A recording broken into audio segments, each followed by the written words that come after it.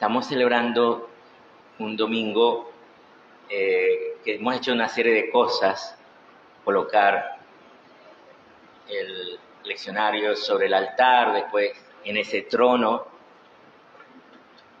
se dice entronizar porque es colocar sobre un trono. Por eso se dice entronizar la palabra de Dios, se le coloca sobre un trono que se le ha preparado allí. Y lo que ha querido el Papa Francisco es eso, que podamos acoger esa palabra en nuestra vida y transmitirla, en primer lugar en nuestra familia, pero también a las personas que nos rodean. Es una vivencia, o sea, a medida que la vivimos en nuestra vida, la podemos compartir. Fíjense que hoy nos encontramos con Jesús en este evangelio después de un evento que ha sucedido terrible, que es que arrestaron a Juan. Pero fíjense que la palabra original en griego es entregaron. Cuando alguien te entrega, significa que era una persona de tu confianza que te ha traicionado y te ha entregado. Eso es lo que significa esa palabra, entregaron a Juan. Y justo ha sucedido eso y Jesús va a iniciar su ministerio. Algunos tal vez tendrían otra actitud, habrían dicho, no, mejor empiezo otro día porque está peligrosa la cosa. No, él fue. Y fíjense que él era de Nazaret, estaba viviendo en Nazaret, ¿se acuerdan? Y dice, dejando Nazaret, se estableció en Cafarnaúm, junto al lago, en el territorio de Zabulón y Neftalí. Zabulón y Neftalí eran dos hijos de Jacob. Y después ellos constituyeron tribus. Pero estas tribus prácticamente estaban desaparecidas. O sea, cuando los llevaron al destierro, desaparecieron las tribus. Por eso se le llamó después Galilea de los gentiles. Cuando se dice gentiles, para el pueblo de Israel, que hay otra forma de decirlo, que ellos decían también las naciones, porque ellos decían el pueblo de Dios, que es Israel, y las naciones, o sea, todos los demás pueblos que adoran a otros dioses. Entonces, esta Galilea de los gentiles, ahora era un pueblo que habitaba en tinieblas y vio una luz grande. Una luz grande que Jesús llegó a vivir allí en Cafarnaúm.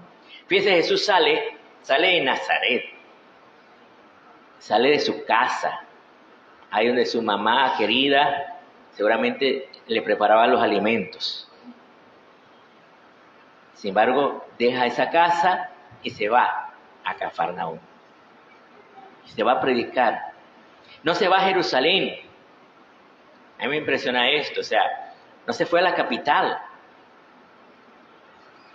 No se fue al lugar donde están las grandes autoridades para que lo escuchen las autoridades.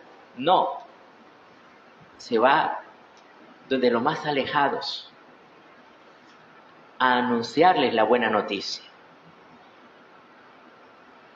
Así el Señor viene a nosotros. Nosotros, aún siendo católicos, de alguna manera hemos llegado a ser como alejados. Porque muchas veces nuestra vida cristiana no es constante en la escucha de la palabra, en la oración. sino que nos vamos sumergiendo en las cosas del mundo, en el trabajo, en el estudio, en nuestros proyectos, en nuestros planes. Entonces nos vamos alejando de Dios. Y por eso estamos en la oscuridad.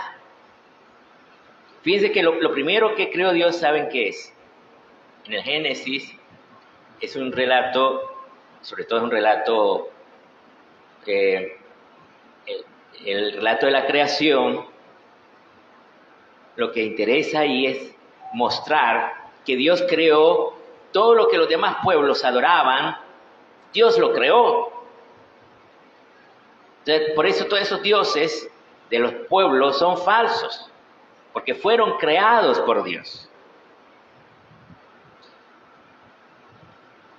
Y lo primero que Dios crea en el Génesis, dice, el primer día, dice Dios, que la luz sea hecha. Y la luz fue hecha. O sea, fue hecha por Dios, obviamente. Eso lo dice el primer día. Ahora, el cuarto día dice, y que sean creados el sol, la luna y las estrellas. Claro, en el lenguaje semita, para que lo entendamos nosotros, sería eso, el sol, la luna y las estrellas. Ahora, esa luz que fue creada el primer día, si no estaban el sol, la luna y las estrellas, que son los que nos da la luz, porque ustedes ven esa luz solar, no viene del sol. Si no había sol, no lo había creado todavía, ¿de dónde venía esa luz? ¿De dónde venía la luz? Porque el primer día creó la luz y separó el día de la noche. ¿Pero de dónde viene la luz? Pues esa luz viene de Dios mismo. Dios viene iluminando todo el cosmos. Y también viene a iluminar a nosotros. Por eso dice, el pueblo que habitaba en tinieblas vio una luz grande. Jesús que llega. ¿Y qué es lo primero que les dice? Convertíos, porque está cerca el reino de Dios. ¿Qué es convertirse? Es reconocer para lo que fuiste creado. Nosotros no fuimos creados para estudiar, para trabajar, para ganarnos la vida, para sobrevivir en medio de este mundo salvaje. No fuimos creados para eso. Cierto, hay que trabajar, es verdad, te doy toda la razón. Hay que estudiar, eso es necesario. La iglesia es la primera que quiso que estudiáramos, porque ella creó las universidades para que todos estudiaran a nivel superior, no solo los niveles básicos. Pero no es lo más importante. Lo más importante es tener a Dios en tu vida. Es que Dios guíe tu existencia. Dice, está cerca el reino de los cielos.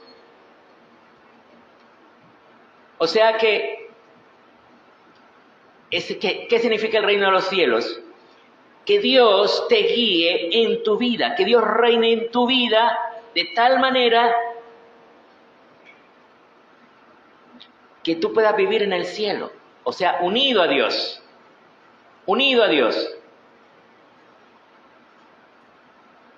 En el amor de Dios. Vivir en el amor de Dios. Y, por supuesto, descubriendo al otro. Descubriendo que tu realización no está en el estudio, en el trabajo, en tus planes y proyectos, sino que está en donarte a los demás. Por eso, la verdadera realización del ser humano no está en tener no sé cuántos cartones que te digan, este es no solo bachiller, es también licenciado, es también doctor, es máster en esto y lo otro. esto no te da la vida. Te puede servir tal vez para conseguir un trabajo en un momento dado, pero a veces ni eso. Hay gente que estudió algo y nunca pudo trabajar en lo que estudió. Le tocó trabajar en cualquier otra cosa. Entonces, pero lo que te va a dar la vida es tener a Dios en tu corazón y que te vaya guiando en toda tu existencia. Por eso nosotros venimos a la iglesia para dejarnos guiar por el Señor.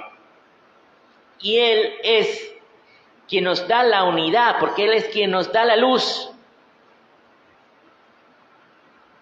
Fíjense, por ejemplo, todas esas iglesias evangélicas, todas esas iglesias están separadas, no solo de la iglesia católica, están separadas entre ellos.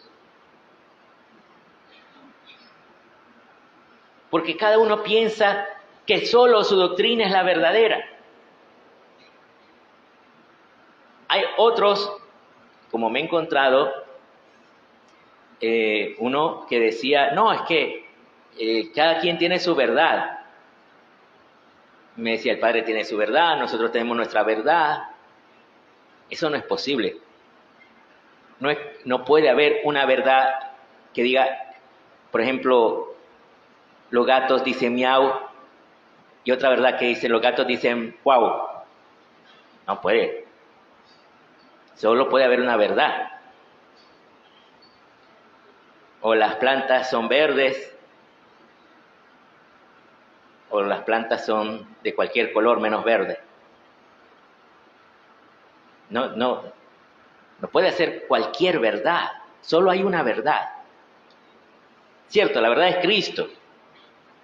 Pero esa verdad debe guiar nuestra existencia. Por lo tanto, nos guía esa verdad. Y no puede decir que cualquier cosa es verdad. No cualquier cosa es verdad. Ah, sí, cada uno tiene su opinión. ¿Verdad? Cada uno tiene su opinión. Pero tu opinión, por muy buena que sea, no significa que sea verdad. Es una opinión. En cambio, la verdad sí existe y está en la Iglesia Católica. No es una opinión la Iglesia Católica lo que anuncia. Cierto, los que estamos en la Iglesia Católica podemos opinar sobre muchas cosas y tal vez nos equivocamos en algunas cosas, pero sobre lo que no nos equivocamos es sobre que Cristo te llama a conversión, te llama a que vuelvas a Él, a que pongas a Dios en el primero en tu vida. Y por eso Él nos da esa unidad a nosotros. Cristo nos da la unidad a nosotros. No somos nosotros los que damos la unidad. Es Cristo quien da la unidad dentro de la Iglesia Católica. Y nos une al magisterio, al Papa, a los obispos y todo eso. Y Él también nos llama a ponernos al servicio. Fíjense, eso es parte de la conversión también. Porque si tu realización y la mía no está en que yo logre mis metas o que tú logres tus proyectos, tus fantasías, tus sueños, no está en eso tu realización, tu felicidad. Sino que la felicidad está en donarte a otros. Y Jesús llama a estos hermanos, por una parte llama a Simón, llamado Pedro, y a Andrés, su hermano, y después llama a Santiago y a Juan, que además estaban con su papá, y estaban trabajando, y parece que les iba bien, porque si ustedes van a ver la casa de Pedro, allá en Israel, en Tierra Santa, vas a ver la casa de Pedro. Es inmensa. Y todas las casitas del pueblo donde vivía Pedro parecen como cuartitos al lado de la casa de Pedro. Eran casitas chiquitas todas. Y la casa de Pedro era grande. O sea que le iba bien en su negocio. Él no sigue a Jesús porque quiere ver si le va mejor siguiendo a Jesús económicamente. Sigue a Jesús porque Jesús lo llama y obedece a Jesús. Pues Jesús también te puede estar llamando. Y de hecho nos llama a ponernos al servicio. Aquí en la iglesia muchas personas se ponen al servicio, de una o de otra manera. Los que leen, los que dan catequesis, los que forman comunidades, los que nos ayudan con los cantos, para que todos podamos cantar. Porque no todos hemos estudiado música. Hay algunos que han estudiado música y nos ayuda a que podamos cantar todos. Y se pone al servicio. Gratuitamente se pone al servicio. Y llama a muchas personas a ponernos al servicio. Y a ti también te ha llamado a ponerte al servicio. Cuando, por ejemplo, has tenido tus hijos, sea que los querías o no, pero los aceptaste. Y te pusiste al servicio de esos niños. Porque cuando tú tienes un niño chiquito en la mano y lo ves, siempre está desvalido. Un niño pequeño es totalmente desvalido. Al principio no puede ni caminar, no se puede ni alimentar por sí mismo. Se hace sus necesidades y él no se puede ni limpiar. No puede hacer nada por sí mismo. Y entonces, el adulto, sobre todo pues quien le ha dado la vida, el papá, la mamá, se pone al servicio de ese niño. Y a veces ese niño tal vez hace algo que no te gusta. Yo cuando era pequeño había una colección de cosas de, como eran unos fascículos de la Rus, que era una especie de enciclopedia. Yo cuando crecí, me gustaba leer porque me enseñaron a leer, a tener gusto de la lectura, y entonces empecé a leer esos fascículos y de repente encontré uno todo rayado, todo así con el lapicero marcado por todas partes. Y yo le pregunto a alguien en la casa, ¿y quién rayó eso? Vos. Cuando yo era chiquito, un chiquito ni cuenta se da de lo que hace. Pero ahora el chiquito cogí un lápiz y rayé todo eso. Y pues un niño pequeño hace muchas cosas que no nos gustan que hagan. Y sin embargo lo seguís cuidando y lo seguís queriendo. A mí nunca nadie me había mencionado que yo había hecho eso, hasta que lo pregunté. ¿Verdad? Y así es. O sea, ponerse al servicio de alguien, de otra persona, cuando tú te casas, cuando alguien se casa, se pone al servicio de la otra persona, le ama, le sirve, lo hace por amor, no porque seas un creado de esa persona, lo haces por amor a la otra persona. Es verdad que surgen malentendidos, gritos, cosas, enojos, momentos difíciles, pero también puede haber la reconciliación, el perdón.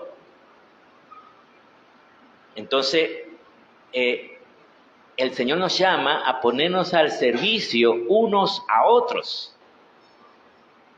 Y eso significa la conversión. Salir de nosotros mismos, salir de nuestro egoísmo, salir de siempre estar pensado a nosotros mismos, pensar en los demás, ponernos al servicio de otros. Se nos llama a dar la vida sirviendo a otras personas. Pequeñas cosas muchas veces, pero estás dando la vida. Es como una vela que se va, ilumina, la vela ilumina, pero se va quemando. Se va quemando. Y así tú, cuando te pones al servicio, ayudas a hacer lo que tienes que hacer, pero te vas quemando por dentro también. Pues eso es lo que Dios quiere para nosotros. Pero primero necesitamos unirnos a Dios. Y para eso está la iglesia, para eso está la comunidad cristiana. Necesitamos unirnos al Señor, a ese reino de los cielos. Vamos pues ahora a continuar alabando, bendiciendo a Dios por su bondad y su misericordia.